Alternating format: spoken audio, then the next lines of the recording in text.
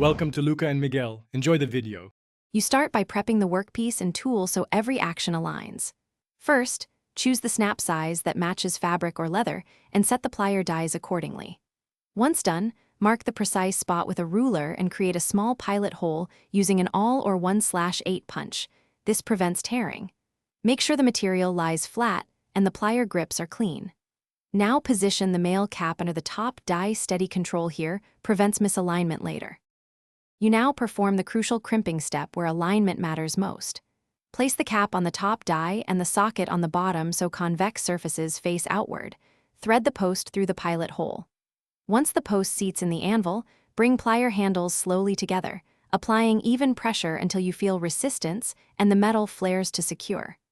If using thick materials, compress in 2 stages, half pressure, release, then finish to avoid overcrimping and splitting the material.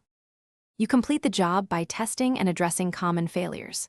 Inspect the snap edges, press open and closed about 5 times to confirm smooth operation and secure hold. If the snap wobbles or misaligns, gently pry the cap off with narrow pliers and either reseat a new post or repress with correct die orientation.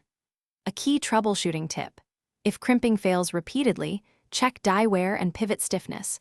Worn dies or sticky joints cause miscrimps, so replace dies. Thanks for watching and please subscribe. It's the best investment you'll ever make.